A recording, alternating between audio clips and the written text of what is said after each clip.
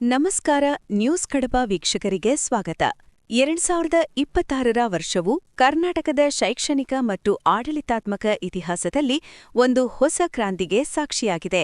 ಮಹಿಳಾ ಸಬಲೀಕರಣ ಮತ್ತು ಅವರ ಆರೋಗ್ಯದ ದೃಷ್ಟಿಯಿಂದ ಕರ್ನಾಟಕ ಸರ್ಕಾರವು ಶಿಕ್ಷಣ ಇಲಾಖೆಯ ಮಹಿಳಾ ನೌಕರರಿಗೆ ಪ್ರತಿ ತಿಂಗಳು 1 ದಿನ ಋತುಚಕ್ರ ರಜೆ ನೀಡಲು ಕಡ್ಡಾಯವಾಗಿ ಆದೇಶಿಸಿದೆ.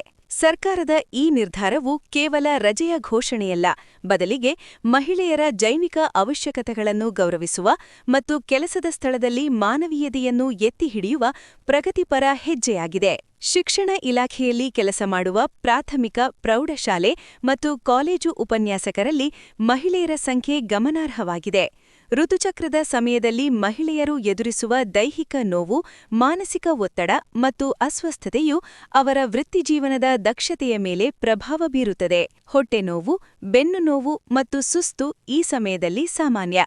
ವಿಶೇಷವಾಗಿ ಗ್ರಾಮೀಣ ಭಾಗದ ಶಾಲೆಗಳಲ್ಲಿ ಕೆಲಸ ಮಾಡುವ ಶಿಕ್ಷಕಿಯರಿಗೆ ವಿಶ್ರಾಂತಿ ಕೊಠಡಿಗಳ ಕೊರತೆಯಿಂದಾಗಿ ಇದು ದೊಡ್ಡ ಸಮಸ್ಯೆಯಾಗಿತ್ತು. ಹಾರ್ಮೋನ್ ಬದಲಾವಣೆಗಳಿಂದಾಗಿ ಉಂಟಾಗುವ ಒತ್ತಡವನ್ನು ನಿರ್ವಹಿಸಲು ವಿಶ್ರಾಂತಿಯ ಅಗತ್ಯವಿರುತ್ತದೆ. ಶಿಕ್ಷಣ ಸಚಿವರು ಮತ್ತು ಮುಖ್ಯ ಕಾರ್ಯದರ್ಶಿಗಳ ಸಮ್ಮುಖದಲ್ಲಿ ನಡೆದ ಸಭೆಯ ನಂತರ ಈ ನಿಯಮಗಳನ್ನು ಜಾರಿಗೆ ತರಲಾಗಿದೆ. ಪ್ರತಿ ತಿಂಗಳು 1 ದಿನ ವೇತನ ಸಹಿತ ರಜೆ. ಶಿಕ್ಷಣ ಇಲಾಖೆಯ ಅಡಿಯಲ್ಲಿ ಬರುವ ಎಲ್ಲಾ ಸರ್ಕಾರಿ ಶಾಲಾ ಶಿಕ್ಷಕಿಯರು, ಅತಿಥಿ ಶಿಕ್ಷಕಿಯರು, ಉಪನ್ಯಾಸಕರು ಮತ್ತು ಕಚೇರಿ ಸಿಬ್ಬಂದಿ, ಮಹಿಳಾ ನೌಕರರು ತಮ್ಮ ಆರೋಗ್ಯದ ಸ್ಥಿತಿಗೆ ಅನುಗುಣವಾಗಿ ತಿಂಗಳ ಯಾವುದೇ 1 ದಿನ ಈ ರಜೆಯನ್ನು ಬಳಸಿಕೊಳ್ಳಬಹುದು. ಈ ರಜೆಗಾಗಿ ಯಾವುದೇ ವೈದ್ಯಕೀಯ ಪ್ರಮಾಣಪತ್ರದ ಅಗತ್ಯವಿಲ್ಲ. ಕೇವಲ ಮಾಹಿತಿ ನೀಡುವ ಮೂಲಕ ರಜೆ ಪಡೆಯಬಹುದು. ಈ ನಿರ್ಧಾರವು ಶಿಕ್ಷಣ ಇಲಾಖೆಯ ಲಕ್ಷಾಂತರ ಮಹಿಳೆಯರಿಗೆ ಗುಡ್ ನ್ಯೂಸ್ ಆಗಿ ಪರಿಣಮಿಸಿದೆ. ಸರ್ಕಾರದ ಈ ಸಂವೇದನಾಶೀಲ ನಿರ್ಧಾರದಿಂದ ನೌಕರರಲ್ಲಿ ಸರ್ಕಾರದ ಬಗ್ಗೆ ಗೌರವ ಹೆಚ್ಚಿದೆ. ಇದು ಅವರ ಕೆಲಸದ ಗುಣಮಟ್ಟವನ್ನು ಉತ್ತಮಪಡಿಸುತ್ತದೆ. ವಿಶ್ರಾಂತಿ ಪಡೆಯುವುದರಿಂದ ಋತುಚಕ್ರದ ನಂತರದ ದಿನಗಳಲ್ಲಿ ಹೆಚ್ಚು ಉತ್ಸಾಹದಿಂದ ಕೆಲಸ ಮಾಡಲು ಸಾಧ್ಯವಾಗುತ್ತದೆ. ಜೈವಿಕ ಪ್ರಕ್ರಿಯೆಯನ್ನು ಒಂದು ಮುಜುಗರದ ವಿಷಯವಾಗಿ ನೋಡುವ ಬದಲು ಅದನ್ನು ಸಾಮಾನ್ಯ ಸಂಗತಿಯಾಗಿ ಸ್ವೀಕರಿಸುವ ಸಂಸ್ಕೃತಿ ಕಚೇರಿಗಳಲ್ಲಿ ಬೆಳೆಯುತ್ತದೆ. ರಜೆ ನೀಡುವಾಗ ಶಾಲಾ ಚಟುವಟಿಕೆಗಳಿಗೆ ತೊಂದರೆಯಾಗದಂತೆ ನೋಡಿಕೊಳ್ಳಲು ಸರ್ಕಾರ ಕೆಲವು ಮಾರ್ಗಸೂಚಿಗಳನ್ನು ನೀಡಿದೆ.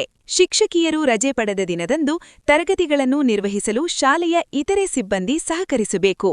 ತುರ್ತು ಪರಿಸ್ಥಿತಿ ಇಲ್ಲದಿದ್ದರೆ ಕನಿಷ್ಠ 1 ದಿನ ಮೊದಲು ಮುಖ್ಯೋಪಾಧ್ಯಾಯರಿಗೆ ಮಾಹಿತಿ ನೀಡಲು ಸೂಚಿಸಲಾಗಿದೆ. ಜಪಾನ್, ದಕ್ಷಿಣ ಕೊರಿಯಾ ಮತ್ತು ಸ್ಪೇನ್ನಂತಹ ದೇಶಗಳಲ್ಲಿ ಈಗಾಗಲೇ ಋತುಚಕ್ರ ರಜೆ ಜಾರಿಯಲ್ಲಿದೆ. ಭಾರತದಲ್ಲಿ ಬಿಹಾರ ಮತ್ತು ಕೇರಳದಂತಹ ರಾಜ್ಯಗಳ ನಂತರ ಕರ್ನಾಟಕವು ಶಿಕ್ಷಣ ಇಲಾಖೆಯಲ್ಲಿ ಇದನ್ನು ಕಡ್ಡಾಯಗೊಳಿಸಿರುವುದು ಅಭಿನಂದನೀಯ. ಇದು ಸಮಾಜದಲ್ಲಿ ಋತುಚಕ್ರದ ಬಗ್ಗೆ ಇರುವ ಅನಿಷ್ಟ ಪದ್ಧತಿಗಳು ಮತ್ತು ಮೂಢನಂಬಿಕೆಗಳನ್ನು ತೊಡೆದುಹಾಕಲು ಸಹಕಾರಿಯಾಗಿದೆ. ಮಹಿಳೆ ಸಮರ್ಥಳಾದರೆ ಸಮಾಜ ಸಮರ್ಥವಾಗುತ್ತದೆ. ಶಿಕ್ಷಣ ಇಲಾಖೆಯ ಮಹಿಳಾ ನೌಕರರಿಗೆ ಈ ರಜೆ ನೀಡುವ ಮೂಲಕ ಸರ್ಕಾರವು ಅವರ ಶ್ರಮಕ್ಕೆ ಗೌರವ ನೀಡಿದೆ. 2026ರ ಈ ಆದೇಶವು ಕೇವಲ ಶಿಕ್ಷಣ ಇಲಾಖೆಗೆ ಸೀಮಿತವಾಗದೆ ಭವಿಷ್ಯದಲ್ಲಿ ಎಲ್ಲ ಖಾಸಗಿ ಮತ್ತು ಸರ್ಕಾರಿ ಸಂಸ್ಥೆಗಳಿಗೂ ಮಾದರಿಯಾಗಲಿದೆ. ಇದು ಮಹಿಳಾ ನೌಕರರ ದೈಹಿಕ ಮತ್ತು ಮಾನಸಿಕ ಆರೋಗ್ಯದ ಹಿತದೃಷ್ಟಿಯಿಂದ ಕೈಗೊಂಡಿರುವ ಅತ್ಯಂತ ಪ್ರಗತಿಪರ ನಿರ್ಧಾರವಾಗಿದೆ. ಇನ್ನೂ ಹೆಚ್ಚಿನ ಮಾಹಿತಿಗಳಾಗಿ ನಮ್ಮ ನ್ಯೂಸ್ ಕಡಬ ಯೂಟ್ಯೂಬ್ ಚಾನೆಲ್ ಅನ್ನು ಇಂದೇ ಸಬ್ಸ್ಕ್ರೈಬ್ ಮಾಡಿ.